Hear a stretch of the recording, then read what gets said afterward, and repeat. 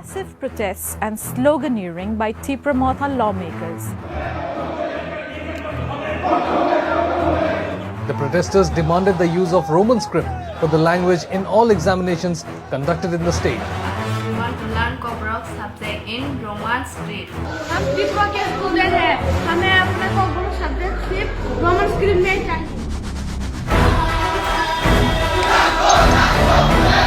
So now all the students have come forward to demand that to introduce Roman script in all schools and colleges and universities. Chini hawo kokbrok kobru tei kubini kok sajago o kokrokni